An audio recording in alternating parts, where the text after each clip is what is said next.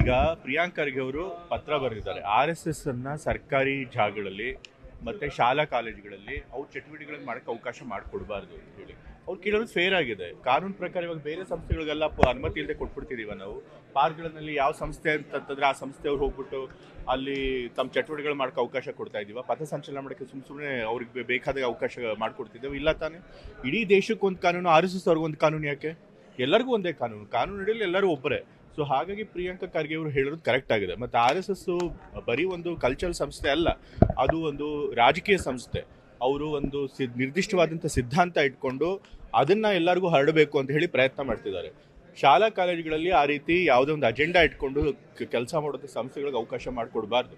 ಅವ್ರಿಗೇನಾದರೂ ಇದ್ದರೆ ಅನುಮತಿ ತಗೊಂಡು ನಂತರ ಅವರ ಕಾರ್ಯಕ್ರಮಗಳನ್ನ ಮಾಡ್ಬೋದು. ಅನುಮತಿ ಇಲ್ಲದೇನೆ ನಾವು ಕಾರ್ಯಕ್ರಮ ನಡೆಸ್ತೀವಿ ಅಂತಂತಂದ್ರೆ ಅವ್ರೇನು ಕಾನೂನು, ಸಂವಿಧಾನ ಅಥವಾ ಕಾನೂನಿಗಿಂತ ಮೇಲಲ್ಲ. ಎಲ್ರಿಗೂ ಕಾನೂನು ಹೇಗೋ ಅದೇ ರೀತಿ ಅವ್ರಿಗೂ ಅಪ್ಲೈ ಆಗಬೇಕು. ಹೌದೌದು. ಈಗ ಮುಖ್ಯಮಂತ್ರಿಗಳು ಹೇಳಿದ್ದಾರೆ ಪರಿಶೀಲನೆ ಮಾಡಿ ಕ್ರಮ ತೆಗೆದುಕೊಳ್ಳಿ ಅಂತ. ಮತ್ತೆ ಅದನ್ನೇ ಹೇಳಿದ್ದಾರೆ, ತಮಿಳುನಾಡಲ್ಲಿ ಅದೇ ರೀತಿ ಮಾಡಿದ್ದಾರೆ. RSSಗೆ ಸಾರ್ವಜನಿಕ ಜಾಗಗಳಲ್ಲಿ ಅವಕಾಶ ಮಾಡಿಕೊಡೋದಿಲ್ಲ ಅಂತ, ಅಂದ್ರೆ ಅನುಮತಿ ಇಲ್ಲದೆ ಅವಕಾಶ ಮಾಡಿಕೊಡೋಲ್ಲ ಅಂತ. ನಾವು ಯಾರ್ದು ಹಕ್ಕು ಕಿತ್ಕೊಳ್ತಿಲ್ಲ, ಅವ್ರು ಅನುಮತಿ ತಗೊಂಡು ಕಾನೂನು ಪ್ರಕಾರ ಏನದು ಆ ರೀತಿ ಮಾಡಲಿ. ಸೊ ಹಾಗಾಗಿ ಅಲ್ಲಿ ಆ ರೀತಿ ಕಾನೂನುಗಳನ್ನು ತಂದಿದ್ದಾರೆ, ಅದನ್ನ ನೋಡ್ಕೊಂಡು ನಾವು ಕೂಡ ಅದನ್ನೇ ಮಾಡಬೇಕು ಅಂತ ಪ್ರಯತ್ನ. ಈಗ RSS ನ ಬ್ಯಾನ್ ಯಾರು ಮಾಡಿದ್ದಾರೆ? RSS ಬ್ಯಾನ್ ಮಾಡಿಲ್ಲ.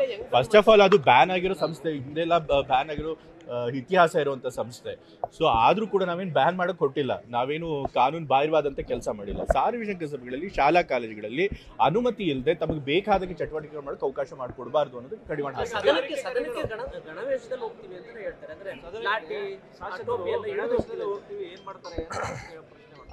ಅವ್ರು ಅಲ್ಲ, BJP ಅವ್ರು ಏನ್ ಹೇಳ್ತಾರೆ, ಅವ್ರು ರಾಜಕೀಯಕ್ಕೆ ಬರೋದೇ ಇಲ್ಲ, ಮಾಡುವಂತ ಕಾನೂನು ಬಾಹಿರ ಚಟುವಟಿಕೆಗಳು ಇದು ಮಾಡ್ತೀನಿ ಅಂತ ಈಗ ಇವರೇ ಅದಕ್ಕೆ ಕುಮ್ಮಕ್ ಕೊಡ್ತಾರೆ. ಸೊ ಗೊತ್ತಾಗ್ಲಿ ಬಿಡಿ, ಅವ್ರದ್ದು ಎಕ್ಸ್ಪೋಸ್ ಆಗುತ್ತೆ. ಅವ್ರ ಸಂವಿಧಾನಕ್ಕಾಗ್ಲಿ ಕಾನೂನಿಗಾಗ್ಲಿ ಬೆಲೆ ಕೊಡೋದಿಲ್ಲ. ಅವ್ರಿಗೆಲ್ಲದಕ್ಕಿಂತ ಹೆಚ್ಚು ಅವ್ರಿಗೆ RSS ಸಿದ್ಧಾಂತ ಅನ್ನೋದು ಜನದ ಮುಂದೆ ಎಕ್ಸ್ಪೋಸ್ ಆಗುತ್ತೆ. ಹೌದು ನೋಡಿ, RSS ನ ಸಂಸ್ಕೃತಿನೇ ಹಾಗೆ. ಒಂದು ಮುಂದ್ಗಡೆ ತಾವು ದೊಡ್ಡ ಸಂಸ್ಕಾರವಂತರು ಅಂತ ಹೇಳಿ ತೋರಿಸ್ತಾರೆ, ತಾವೇನೋ ದೊಡ್ಡ ಸಂಸ್ಕೃತಿ, ಹಿಂದೂ ಸಂಸ್ಕೃತಿಯ ಉತ್ಕೃಷ್ಟ ಮೌಲ್ಯಗಳನ್ನ ನಾವು ಬಿಂಬಿಸ್ತೀವಿ ಅಂತ ಹೇಳ್ತಾರೆ. ಆದ್ರೆ ಮಾಡೋದೆಲ್ಲ ಅನಾಚಾರ. ಮನೆ ಮುಂದೆ ಬೃಂದಾವನ ಮಾಡೋದೆಲ್ಲ ಅನಾಚಾರ ಅನ್ನೋ ರೀತಿ. ಇವತ್ತು ಗಾಂಧೀಜಿಯವ್ರನ್ನೂ ಅದೇ ರೀತಿ ಅವ್ರು ಕೊಂದಿದ್ದು, ಆ ಸಿದ್ಧಾಂತದಿಂದ ಪ್ರಭಾವಿತರಾದವರು ಕೊಂದಿದ್ದು. ಇವತ್ತು ಅಂಥವ್ರೆ ಇವತ್ತು ಇಂಥ ಕೆಟ್ಟ ಭಾಷೆ ಅವಾಚ್ಯ ಪದಗಳನ್ನ ಉಪಯೋಗಿಸ್ತಾರೆ. ಅದು ಒಬ್ಬ ಮಿನಿಸ್ಟರ್ಗೆ.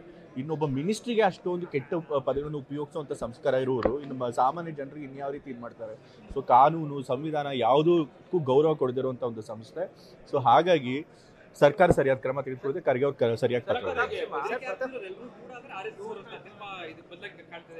ಇವಾಗ ಅವರು ಈಗ RSS ಅಲ್ದು ಅದೇನೋ ಅವ್ರದ್ದು ಯಾವ ತಂತ್ರಗಾರಿಕೆ ಯಾವಾಗಲೂ ಹಾಗೆ. ಅವ್ರ ಸಿದ್ಧಾಂತದವ್ರನ್ನ ಬೇಕಾದಷ್ಟು ತಮ್ಮ ಸಂಸ್ಥೆಗಳಿಗೆ ಉಪಸಂಸ್ಥೆಗಳನ್ನ ಮಾಡೋದು, ಅದಕ್ಕೆ ಜನಗಳನ್ನು ಸೇರಿಸ್ಕೊಳ್ಳೋದು. ಅವ್ರೇನಾದ್ರು ತಪ್ಪು ಕೆಲಸ ಮಾಡಿದಾಗ ಅವ್ರು ನಮ್ಮ ಸಂಸ್ಥೆಯವರೆಲ್ಲ ಅನ್ನೋದು. ಫಸ್ಟ್ ಆಫ್ ಆಲ್ ಒಂದು ರಿಜಿಸ್ಟರ್ ಇಟ್ಕೊಂಡಿರಲ್ಲ, ಸಂಸ್ಥೆನೂ ರಿಜಿಸ್ಟರ್ ಆಗಿಲ್ಲ, ಸಂಪೂರ್ಣವಾಗಿ ಕಾನೂನು ಬಾಹಿರವಾಗಿ ಕೆಲಸ ಮಾಡ್ತಿರುವಂಥ ಸಂಸ್ಥೆ. ಸೊ ಹಾಗಾಗಿ ಅವ್ರಿಗೆ ಏನು ಸರ್ಕಾರ ಯೋಚನೆ ಮಾಡ್ತಾರೆ ಸರಿಗಿದೆ. ನ್ಯೂಸ್ ಫಸ್ಟ್, ನಿರ್ಭೀತಿಯಿಂದ ನಿಮ್ಮ ಪರವಾಗಿ.